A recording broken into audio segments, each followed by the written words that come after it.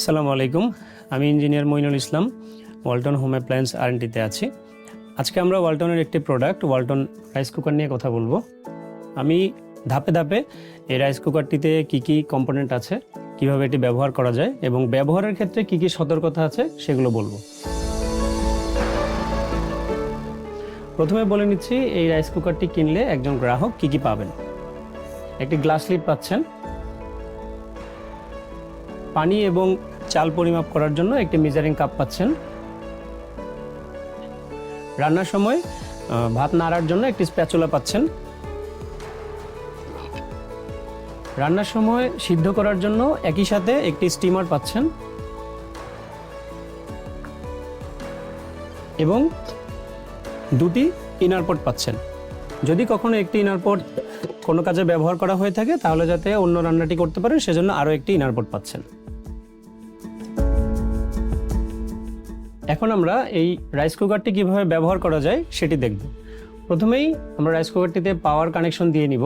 পাওয়ার connection দেওয়ার পরে control প্যানেলে ওয়ার্ম লেখা যে বাতিটি আছে সেটি জ্বলবে, তাহলে আমরা বুঝতে পারবো যে এটাতে পাওয়ার দেওয়া হয়েছে।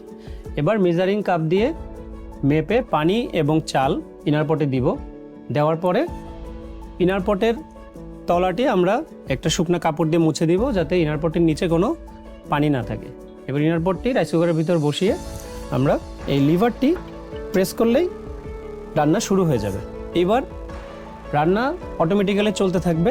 রান্না যখন শেষ হয়ে যাবে তখন আবার কুক থেকে ওয়ার্ম বাতিটি জ্বলে উঠবে। এভাবে করে আমরা এই রাইস কুকারটিতে রান্না সম্পন্ন করতে পারবো। এবার আসি এই রাইস কুকারটিতে আমরা আসলে কি কি রান্না করতে পারবো। এই রাইস কুকারটি যদিও নাম রাইস কুকার, কিন্তু রাইসের পাশাপাশি আমরা পানি দিয়ে সিদ্ধ করে রান্না করা যায় এমন যে কোনো কিছু রান্না করতে পারবো। যেমন আমরা চাইলে এটাতে জাউ ভাত রান্না করতে পারবো, পায়েস রান্না করতে পারবো, এমনকি ফ্রাইড রাইসও রান্না করতে পারবো, কিন্তু ফ্রাই না করে যতগুলো ইনগ্রিডিয়েন্ট আছে ফ্রাইড রাইসের সবগুলো ইনগ্রিডিয়েন্ট একসাথে দিয়ে পানি দিয়ে আমরা এটাকে চালিয়ে দিলে আমরা ফ্রাইড রাইসও এটাতে রান্না করতে পারবো। এমনকি আমরা চাইলে এটাতে মাংস রান্না করতে পারবো, কিন্তু ভুনা করতে পারবো না। যতগুলো ইনগ্রেডিয়েন্ট আছে মাংস রান্না করা সবগুলো একসাথে দিয়ে পানি দিয়ে চালিয়ে দিলে এই রাইস কুকারটিতেও আমরা মাংস সুন্দরভাবে রান্না করতে পারবো। এই রাইস কুকারটি ব্যবহারের ক্ষেত্রে যে সতর্কতাগুলো আমাদের মেনে চলা উচিত সেগুলো আমরা এখন বলছি। প্রথম সতর্কতা হচ্ছে এই রাইস কুকারটিতে কখনোই ভাজি বা ফ্রাই এই টাইপের কোনো রান্না করা যাবে না।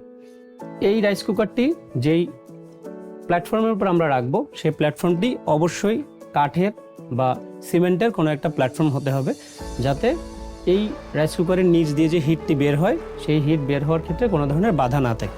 আমরা অবশ্যই প্লাস্টিকের কোনো ম্যাট বা কাপড় এই রাইস কুকারের নিচের প্ল্যাটফর্মে রাখবো না, যাতে করে হিট বের হতে না পারে।